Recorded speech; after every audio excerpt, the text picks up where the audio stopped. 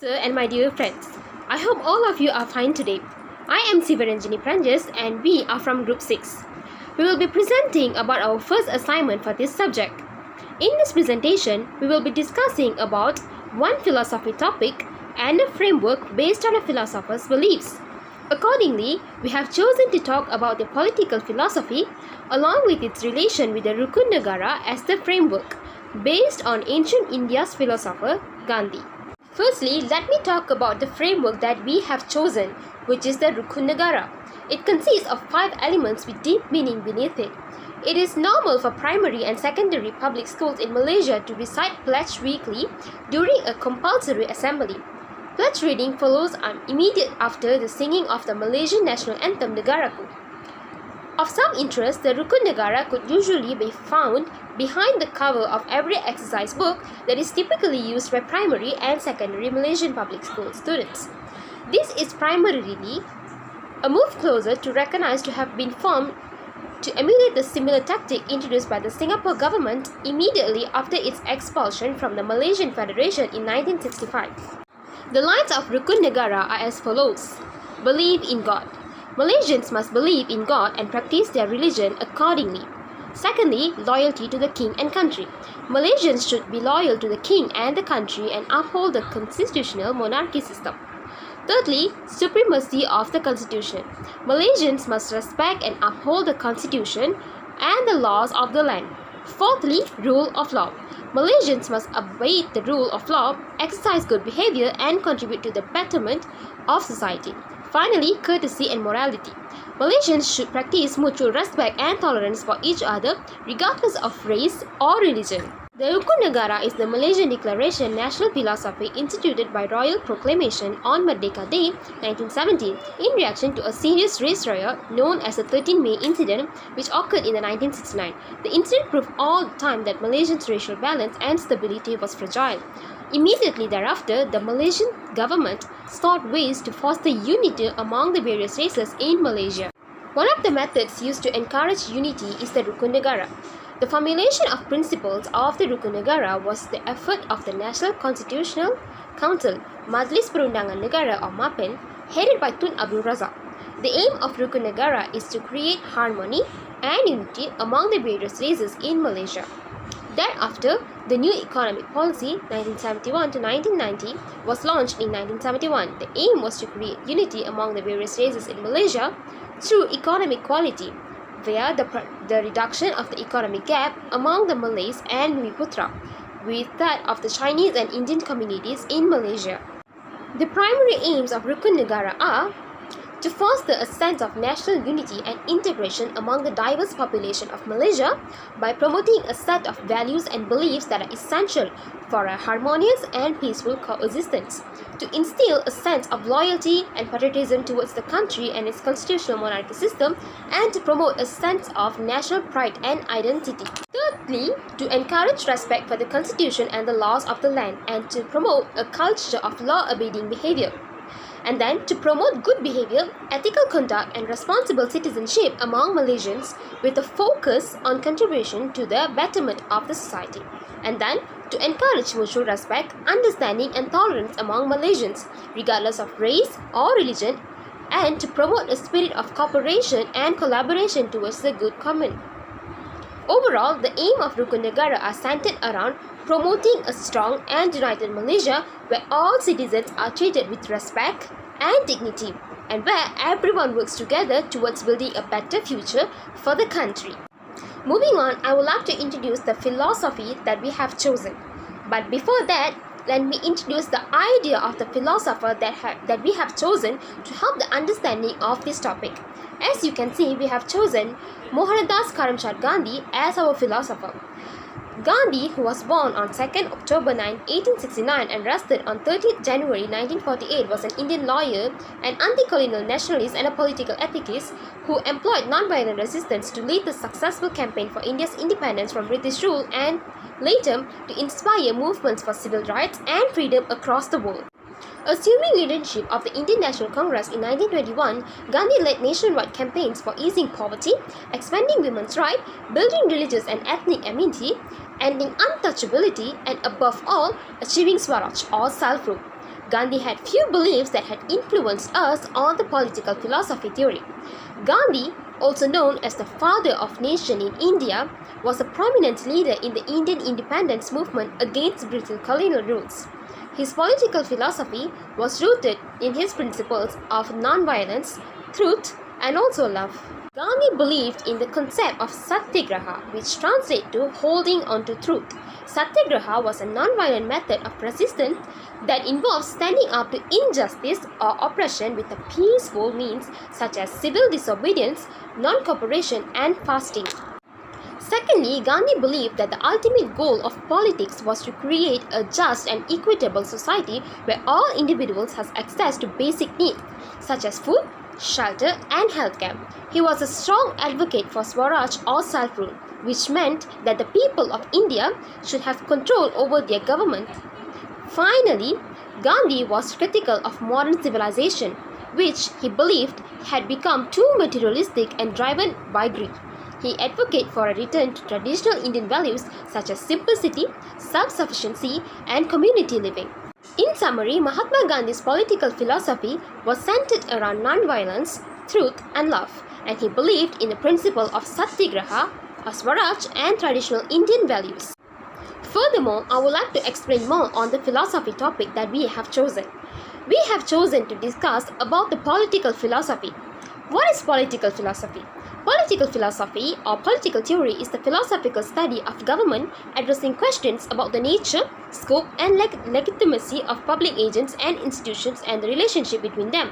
Its topics include politics, liberty, justice, property, rights, law, and the enforcement of laws by authority, and what are they meant to be.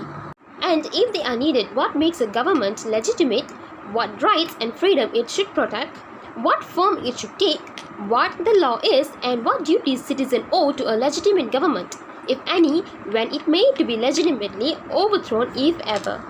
Political theory also engages questions of a broader scope, tackling the political nature of phenomena and categories such as identity, culture, sexuality, race, wealth, human or non-human relations, ethnic, religions, and also more. One of the main themes of the political theory includes war and peace. In this case, we can relate the 13th May incident with the theme chosen. On the 13th May 1969, 3 days after the third general election, whereby the opposition parties made gains at the expense of the ruling coalition, a racial riot occurred in the nation, mainly in Kuala Lumpur. Accordingly to the government report, 196 people were killed during the riot, while Western diplomatic sources suggested a toll close to 600. The riot had led to the government declaring a state of national emergency in the country and imposing a nationwide curfew. Following the declaration of emergency, the National Operation Council (NOC) or Majlis Gerakan Malaysia (Magaran) in Malay was formed and acted as the administrative body of the country for the following 18 months. With the aim of restoring law and order in the country, the NOC implemented various security measures nationwide.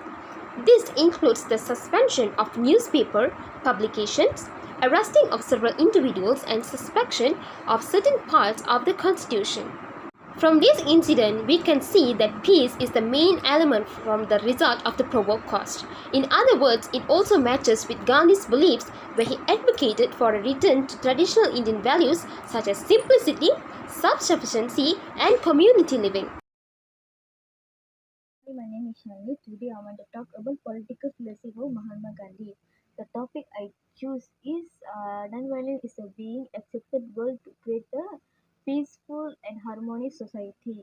Gandhi was seen as a savior of the world, considered by superpower violence, and his religious temper was observed in his first biography. For example, Indian National Congress held at Belgium in the 1924. The 39th Congress section was held at the Belgium in the Karnataka. The section was held in Belgium due to the efforts of Gangadhar Rao Desapadis. This was the only section in which Gandhiji became the president of the Congress for the first and last time. Next is relation with the framework, courtesy and the morality. To Mahatma Gandhi, one's moral or ethical code must not follow from a self-righteous of a self-centered attitude, but from a desire to be humble, right, cheers, and trust towards people. That's all for my presentation. Thank you. Political philosophy. Political philosophy is the philosophical examination of governments which deal with issues pertaining to the character, reach, and morality of the public officials, organization, and the connection between them. The concept of power and natural law are examples of political philosophy. Topic: Mahatma Gandhi is democratic leader. Democracy is a system of governments in which the population has the power to decide law and vote individuals to carry it out. Direct democracy, representation democracy, and monetary democracy are the different types of democracies. Example, that our government is elected by citizens in democracy. Mahatma Gandhi was more than just the Indian independence leader as which we remember him today, nor was he simply the father of the Indian nation. He was also one of the key 20th century figures in non-Western democracy theory. Without Gandhi, non-violent democratic theory would not have come into general use in global civic resistance against authoritarian regimes around the world. Relation of framework. It is made clear by the Constitution supremacy that every citizen must respect and respect to it. To make Malaysia a happy and peaceful nation, every person should respect the constitutions. Person have the ability to vote as a result. Thus, we may say that our nation is democratic. Hence, political philosophy contribute in democratic approach of this generation. Mahatma Gandhi taught us to respect the law and the rule of law. He is a fantastic leader who has taught us about respecting and being patriotic to our country. Thank you. Hi, my name is Hema. My point is self-discipline from Mahatma Gandhi. Gandhi's political philosophy at the Shasta put an end to the old romantic concept of the imperial state and changes the very notion of political power from one that seeks to expand limitlessly to one that limits itself to the requirement of internal order, world peace, uh, interdependence, and universal dharma. This reorientation of political away from body force to soul force, away from materialism and physical power to the spiritual discipline, creativity, and inner strength is very appealing, but also extremely difficult.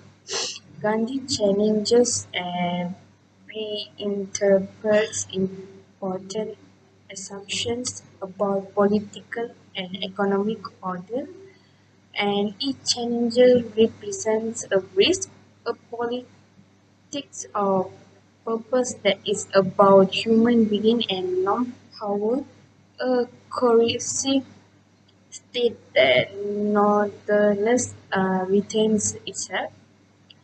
Gandhi's political philosophy demands those of us confronted by those challenges to take risks while embracing its requirement of self-discipline. In this way, Best's account of Gandhi offers much more than a political philosophy. From this framework, uh, political loyal to the king and country is related to the Mahatma Gandhi self-discipline. That the point I given, self discipline allows you to stay focused on your goals. It enables you to stay in control of yourself and your reaction to any situation. Self-discipline is like a muscle. The more you train it, the stronger you become. Lack of self-discipline can cause low self-esteem. Thank you. Hi, my topic is God orientated. Gandhi, as we all know, was a devout man. However, he believed that the pursuit of the truth is the will of God and that politics should follow suit. According to Gandhi, this pursuit of truth is meant to awaken the public's general conscience. Every person needs to be free from hunger in order to stop exploitation and injustice. He would then be able to accomplish his obligations while working for his personal development. A universal morality would arise, which would create an atmosphere for healthy political life. We should view self transformation as a constant process. Gandhi was a dam that political system devoid of faith are a death trap that murder the soul. Gandhi meant something bigger than our daily lives, while still including the world of daily experiences. When he said that politics should be spiritualized, a group of people pursuing self realization can fend off the corrupting effects of prevailing interests. My relation with framework is belief in God. Gandhiji defined truth as both the absolute truth, the ultimate reality, and the relative truth being true in both word and conduct. God as God is also truth, and morality, the moral laws code, are the foundation of this ultimate truth. In conclusion, the study of philosophy enhances a person's problem-solving capacities. It helps to it helps us to analyze concepts, definitions, arguments, and problems. It contributes to our capacity to organize ideas and issues, to deal with questions of value, and to extract what is essential from large quantities to information. Thank you.